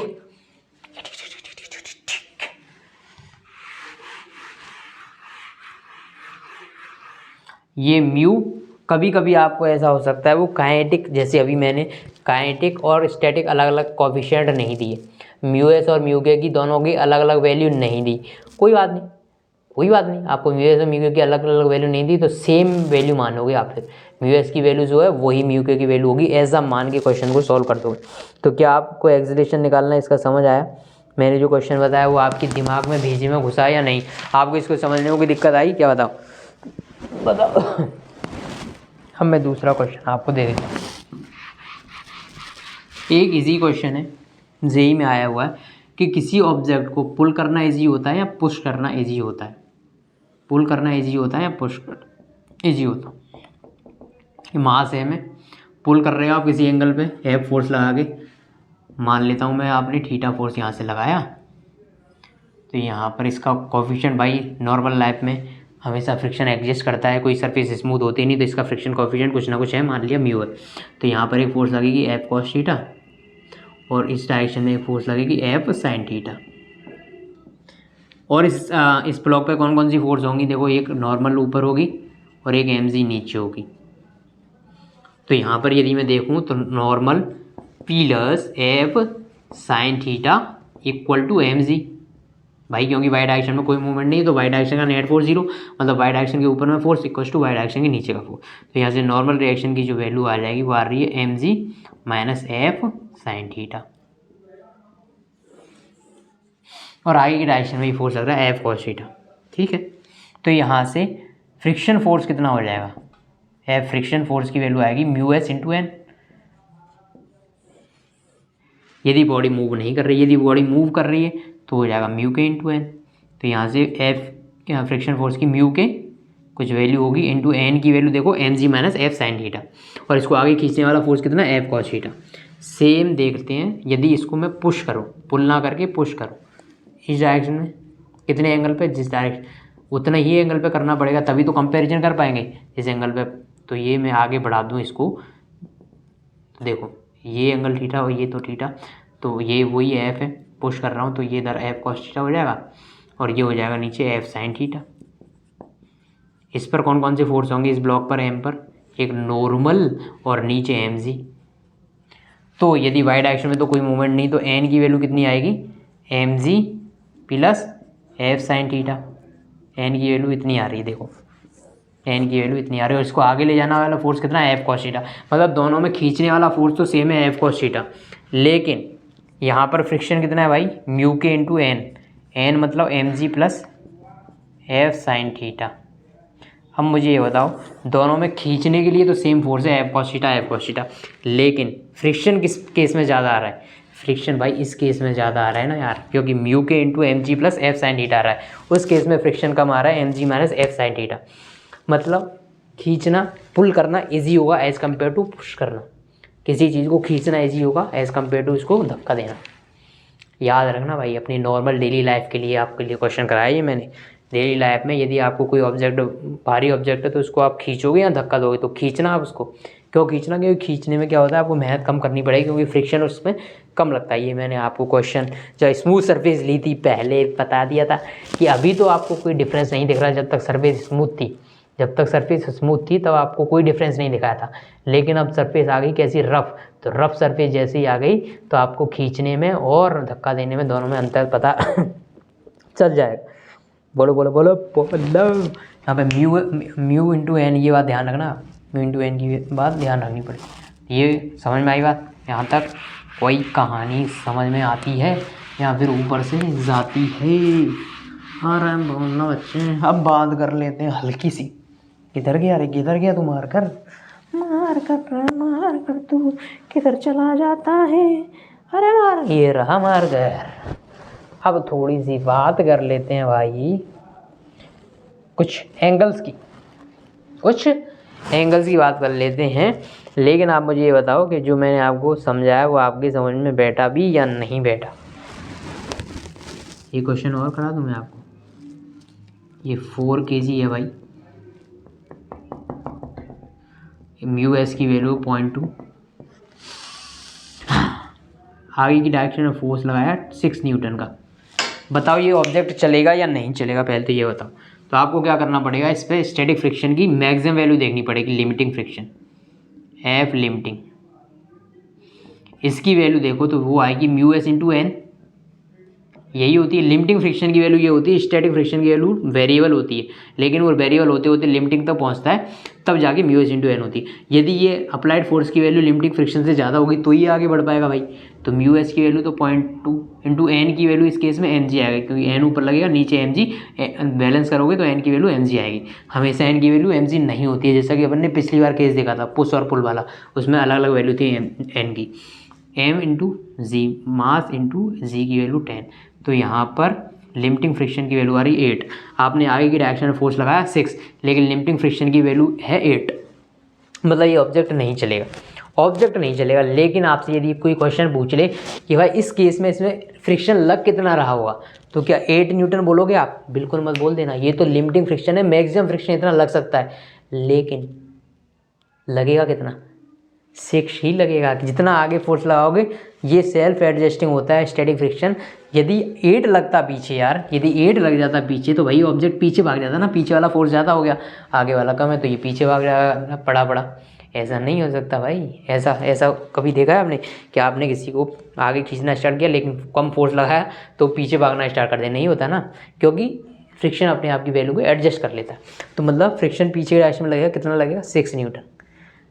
यही क्वेश्चन देगी सिर्फ आपसे ये पूछ ले कि इसमें फ्रिक्शन कितना लग रहा होगा, तो आपको 6 न्यूटन आंसर देना है, 8 न्यूटन मत दे देना। 8 न्यूटन तो मैक्सिमम फ्रिक्शन है। लिमिटिंग फ्रिक्शन यदि वो पूछ ले कि इसमें मैक्सिमम फ्रिक्शन कितना लग सकता है, तो वो 8 न्यूटन।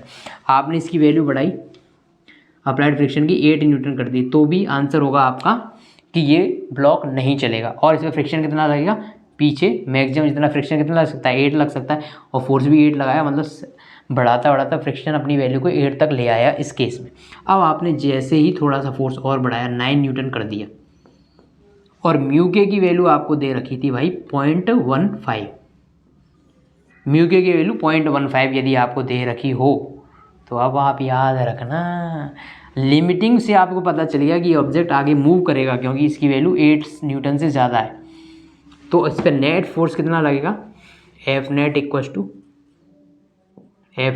एम ही होता है। एफ नेट लगेगा कितना? आगे की डायरेक्शन में 9 माइनस पीछे की डायरेक्शन में क्या? Mu S into N. ये वैल्यू लगेगी बिल्कुल नहीं। इस वैल्यू से अपन ने चेक कर लिया कि ये आगे चलना स्टार्ट कर देगा, लेकिन अब इस पर कौन सा फ्रिक्शन काम करेगा? क्योंकि ये चलने लग गया है, तो अब यहाँ पे स्टैटिक फ्रिक्शन नहीं, काइनेटिक फ्रिक्शन लगेगा। मतलब अब आप वैल्यू लिखोगे म्यू के इंटू एन, एन मतलब एम जी है, यहाँ पर म्यू के लिखना पड़ेगा अभी, यहाँ पर म्यू एस मत लिख देना।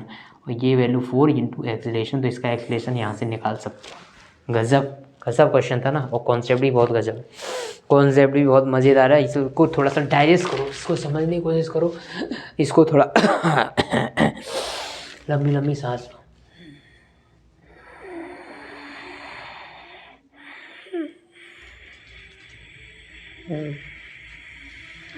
लंबी लंबी सांस लो बच्चों, थोड़ा सा योगा करना पड़ेगा, नहीं तो ये समझ नहीं आएगा आपको, ठीक है?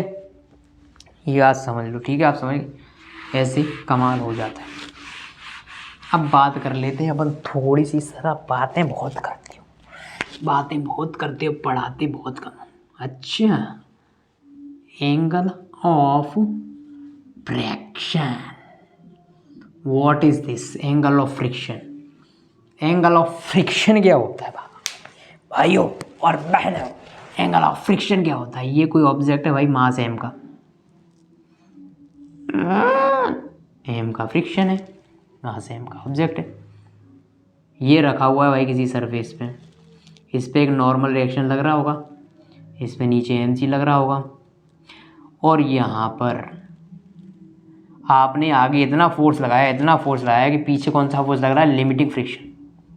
F L equal to mu S into N, और एन यहाँ पर कितना है? एम जी, तो म्यू एस इंटू एन में लिख देता। अब क्योंकि यहाँ पर नॉर्मल इधर ये, तो दोनों का एक रिजल्टेंट भी होगा, दोनों का एक रिजल्टेंट फोर्स होगा जिसकी वैल्यू, जिसको मैं लिखूँगा आर, और आर की वैल्यू कितनी होगी ये बात तो आप मुझे बता सकते हो, ठीक है। अब मुझे ये बताओ एन कैसा फोर्स है? यहाँ पर एम जी की बात अभी नहीं करेंगे अपन, क्योंकि ये चीज़ें सब डिफाइन होती है, एंगल ऑफ फ्रिक्शन डिफाइन होता है जब कांटेक्ट फोर्स के लिए। यहाँ पर कौन कौन से कांटेक्ट फोर्स हैं? फ्रिक्शन फोर्स कब लगता है? जब दो सरफेस एक दूसरे के कांटेक्ट में हो या कांटेक्ट में नहीं हो। यदि दो सरफेस एक दूसरे के कांटेक्ट में नहीं होंगी, हवा होगी यहाँ पर, तो भाई फ्रिक्शन लगेगा क्या? दोनों के रिलेटिव मोशन नहीं लगेगा।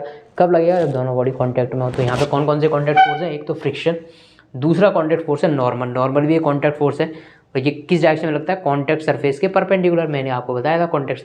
तो ये जो एंगल ऑफ फ्रिक्शन डिफाइन होता है कांटेक्ट फोर्सेस के रेस्पेक्ट में होता है, पहली बात। और डिफाइन कैसे होता है कि जब किसी बॉडी पे लिमिटिंग फ्रिक्शन लग रहा हो, माइंड इट, जब किसी बॉडी पे लिमिटिंग फ्रिक्शन लग रहा हो। स्टैटिक फ्रिक्शन की बात नहीं करेगी, क्योंकि स्टैटिक फ्रिक्शन तो अपनी वैल्यू चेंज करता रहता है, इंक्रीज करता रहता है। और कब तक इंक्रीज करता है? जब तक वो लिमिटिंग फ्रिक्शन तक नहीं पहुंचता। जब किसी बॉडी पे लिमिटिंग फ्रिक्शन लग रहा हो, इस केस में नॉर्मल रिएक्शन और इसके रिजल्टेंट के बीच जो एंगल होता है, उस केस में थीटा होता है एंगल ऑफ फ्रिक्शन। तो एंगल ऑफ फ्रिक्शन कैसे डिफाइन है? यदि किसी बॉडी पे लिमिटिंग फ्रिक्शन लग रहा है, लिमिटिंग फ्रिक्शन यदि किसी बॉडी पे लग रहा है, उस केस में रिजल्टेंट और नॉर्मल रिएक्शन के बीच के एंगल को बोलते हैं, रिजल्टेंट और नॉर्मल रिएक्शन के बीच को एंगल को बोलते हैं एंगल ऑफ फ्रिक्शन। समझ में आ गई? एंगल ऑफ फ्रिक्शन की वैल्यू निकालनी हो तो बताओ, tan theta equal to perpendicular upon base. आपको होता है वेक्टर में इधर शिफ्टिंग अलाउड होती है, तो इधर मैं इसको शिफ्ट कर सकता हूँ, एफ लिमिटिंग को म्यू एस इंटू एन कर सकता हूँ ना। तो यहाँ से परपेंडिकुलर कितना हो जाएगा? Mu S into N upon base कितना है इसका? एन। तो यहाँ से टेन थीटा की वैल्यू कितनी आई? Mu S. तो एंगल ऑफ फ्रिक्शन कितना हो जाएगा? Theta equal to tan inverse mu F. तो एंगल ऑफ फ्रिक्शन की वैल्यू कितनी होती है? Tan inverse mu S. तो आंखें बंद करके जो देखा तो मुझे चेहरा तेरा नजर आया। किसका चेहरा? एंगल ऑफ फ्रिक्शन का। एंगल ऑफ फ्रिक्शन कैसे डिफाइन है वापस बता देता हूँ। एंगल ऑफ फ्रिक्शन पहली बात तो तभी डिफाइंड है जब बॉडी पर लिमिटिंग फ्रिक्शन लग रहा हो, पहली बात, ठीक है।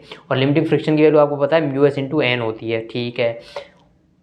उस केस में रिजल्टेंट और नॉर्मल रिएक्शन के बीच बनने वाले एंगल को बोलते हैं angle of friction. Angle of friction की वैल्यू कैसे निकालते हैं? Tan theta equal to perpendicular upon base, perpendicular mu S into N upon base N हो गया इसका।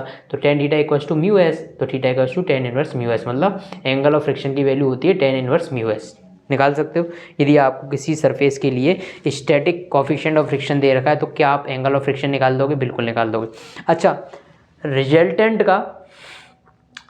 का हॉरिजॉन्टल कंपोनेंट होता है, वो क्या होता है? Normal reaction.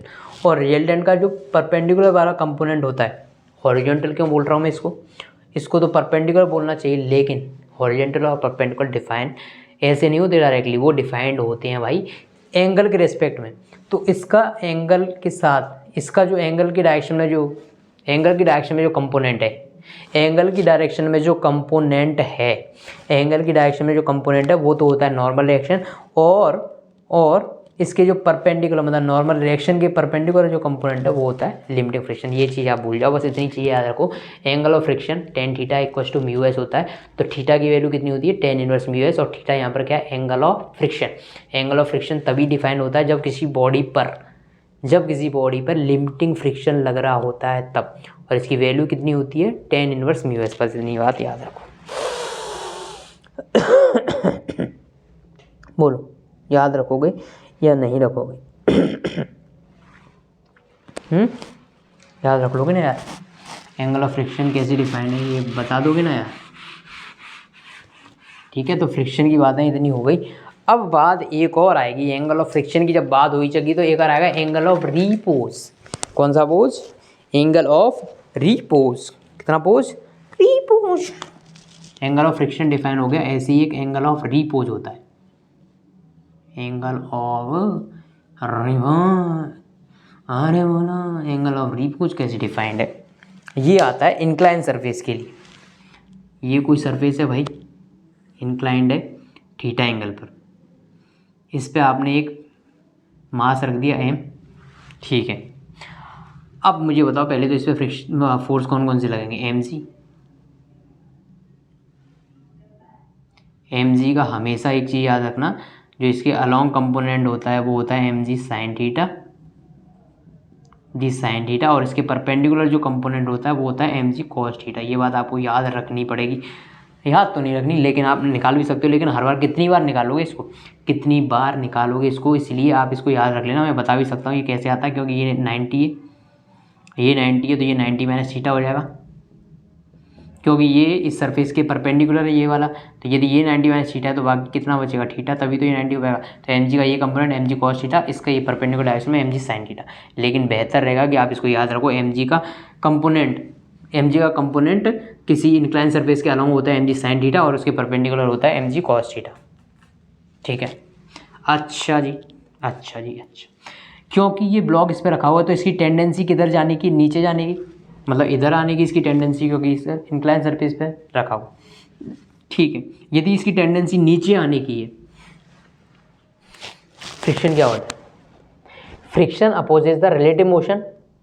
एक चीज़ और इसमें जोड़ लेना, और tendency to relative motion. Friction oppose करता है रिलेटिव मोशन का, तो रिलेटिव मोशन होना चाहिए ना, तभी तो रिलेटिव मोशन का अपोज कर पाएगा। मतलब काइनेटिक फ्रिक्शन की बात हो रही है यहाँ पर, रिलेटिव मोशन का यदि अपोज हो रहा है मतलब वहाँ पे काइनेटिक फ्रिक्शन की बात हो रही है। लेकिन स्टैटिक फ्रिक्शन में तो मोशन नहीं होता। तब फिर फ्रिक्शन किधर लगेगा? तब फ्रिक्शन उधर लगता है जिस डायरेक्शन में टेंडेंसी ऑफ मोशन होती है उसके अपोजिट डायरेक्शन में लगता है। स्टैटिक फ्रिक्शन किधर लगता है? Static friction opposes the tendency of relative motion. जिस डायरेक्शन में रिलेटिव मोशन होने की टेंडेंसी होती है उसके अपोजिट लगता है स्टैटिक फ्रिक्शन। क्योंकि स्टैटिक फ्रिक्शन कब लग रहा है? जब बॉडी रेस्ट में, मतलब कोई मोशन ही नहीं है वहाँ पर। यदि कोई मोशन ही नहीं है तो भाई तुम्हारे इमोशन क्या हो जाएंगे? खल्लास। मोशन ही नहीं है तो इमोशन नहीं बचेंगे आपके अंदर। यदि टेंडेंसी ऑफ रिलेटिव मोशन को अपोज करने की बात आती है तो वहाँ पर होता है स्टैटिक फ्रिक्शन और काइनेटिक फ्रिक्शन, जैसा कि मैंने आपको बताई थी। अच्छा, तो इस पर जो स्टैटिक फ्रिक्शन लग रहा होगा जी, ऐसे लग रहा होगा भाई स्टैटिक फ्रिक्शन। इसकी वैल्यू कितनी होगी?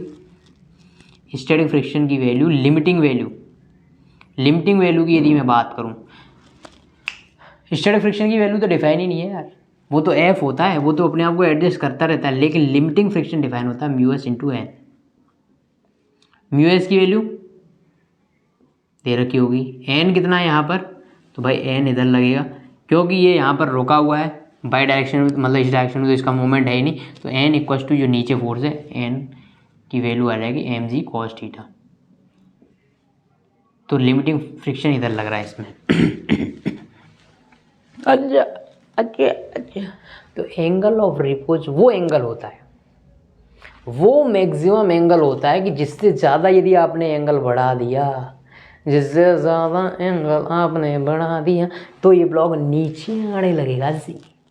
यदि आपने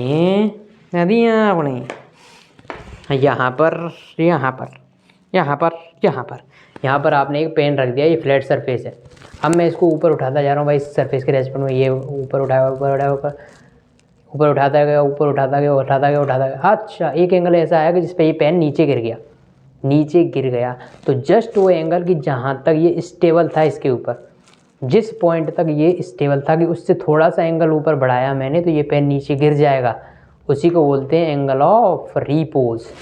एंगल ऑफ रिपोज वही है कि आपने उससे ज़्यादा एंगल बढ़ाया तो ये नीचे गिर जाएगा। मतलब क्योंकि ये जस्ट नीचे गिरने वाला है तो अब इसको बचाएगा कौन? लिमिटिंग फ्रिक्शन ही बचा सकता है। ये लिमिटिंग फ्रिक्शन से कम फ्रिक्शन होगा तो कैसे बचा पाएगा? क्योंकि वो मैक्सिमम फोर्स की बात हो रही ना, मैक्सिमम फोर्स की बात हो रही है, तो उसको लिमिटिंग फ्रिक्शन को भी बचाना पड़ेगा। तो अब ये क्योंकि बैलेंस है तो आप क्या करोगे, N equal to M G sine theta और इस पीछे लगने वाली फोर्स इक्वल टू आगे लगने वाली फोर्स। तो यहाँ से एम जी साइन थीटा किसके इक्वल होना चाहिए, क्योंकि ये मूव नहीं कर रहा है, mu S into M G cos theta के। बोलो एम जी ये गया tan theta equals to mu है theta equals to tan inverse mu है, यही होगा। Theta equals to tan inverse mu S, ये होता है अपना एंगल ऑफ रिपोज। अच्छा अच्छा अच्छा, इससे ज़्यादा जैसे ही आपने एंगल किया अभी नीचे मूव करने लगेगा। जैसे ही आपने इससे ज़्यादा एंगल किया ये नीचे मूव करने लगेगा। जैसे इससे कम एंगल करते गए, यदि आपने ये एंगल इससे कम किया, ये एंगल इससे कम किया, तो ये नीचे मूव नहीं करेगा। क्यों नहीं करेगा भाई, क्यों नहीं करेगा? ये इंक्लाइन सरफेस पे रखा हुआ है, ठीक है। मैं ऊपर बढ़ाऊंगा ऊपर एक एंगल से ज़्यादा जैसे मैं करूँगा तो ये नीचे आएगा, लेकिन मैं उस एंगल को कम कर दूँ तो ये कभी नीचे जाएगा ही नहीं ना यार। फिर फ्रिक्शन लिमिटिंग फ्रिक्शन भी नहीं लगेगा, क्योंकि अब इस एंगल को जैसे जैसे कम करते जाओगे, जैसे जैसे थीटा की वैल्यू कम होती जाएगी, थीटा की वैल्यू कम होती जाएगी भाई। थीटा की वैल्यू जैसे ही कम होती गई तो आपको पता है कि थीटा जितना कम कॉस थीटा उतना ज़्यादा। क्यों? क्योंकि थीटा की जब 0 वैल्यू होती है तो कॉस थीटा होता है 1, और जब थीटा की वैल्यू 90 होती है तो कॉस थीटा हो जाता है 0, ठीक है। तो थीटा जितना कम होगा कॉस थीटा उतना ज़्यादा होगा। तो आप क्या कर रहे हो, जैसे एंगल कम कर रहे हो तो कॉस थीटा की वैल्यू कम होती जा रही है, मतलब कॉस थीटा बढ़ता जाएगा, मतलब ये लिमिटिंग ये फ्रिक्शन की वैल्यू इंक्रीज हो रही है। यहाँ पर अपन बात करें तो जैसे थीटा बढ़ता है तब साइन थीटा बढ़ता है, क्योंकि थीटा 0 तो साइन थीटा 0, और थीटा 90 तो साइन थीटा भी 1, थीटा 90 तो साइन थीटा 1। तो एंगल कम करते जाओगे तो ये वैल्यू कम होती जाएगी, क्योंकि यहाँ पर साइन थीटा है, तो ये वैल्यू कम हो रही है, ये वैल्यू बढ़ रही है, तो ये नीचे कैसे जा सकता है, नीचे कैसे जा सकता है? अब आप बोलोगे ये पीछे चला जाएगा फिर। अरे मूर्ख, अरे प्यारे बच्चे, पीछे कैसे चला जाएगा? अरे friction is a self adjusting force, वो अपनी वैल्यू को कम कर लेगा। लिमिटिंग फ्रिक्शन ना लग के उससे कम फ्रिक्शन लग जाएगा, वहाँ पर लिमिटिंग फ्रिक्शन लगेगा ही नहीं। Limiting mu S into N नहीं लग के एफ लगेगा। सिर्फ एफ की वैल्यू क्या है, जितना आगे फोर्स लगेगा, मतलब एम जी साइन थीटा की वैल्यू कम हो गई ना तो पीछे फ्रिक्शन कम हो जाएगा, एडजस्ट कर लेगा, पीछे थोड़ी भाग जाएगा, क्योंकि friction is a self adjusting force. यहाँ तक की बात समझ आई आपको? एंगल ऑफ रिपोज की वैल्यू कितनी होती है, theta R equal to tan inverse mu. यदि इससे कम एंगल है तो ये यहीं पर रहेगा, मूव नहीं करेगा। यदि एंगल आपने इससे जस्ट थोड़ा सा बढ़ाया तो नीचे एक्सेलरेट करने लग जाएगा, नहीं मतलब नीचे मोशन करने लग जाएगा। बोलो एंगल ऑफ रिपोज तक आपको समझ आया या नहीं आया? अब मैं देख लेता हूँ एक और वीडियो कितने मिनट का यहाँ आर का रिकॉर्ड हो चुका है। तो भाई ये 1 मिनट एंड 29 सेकंड का हो चुका है। तो मैं क्या करता हूँ, बाकी क्वेश्चन कल की क्लास में। थैंक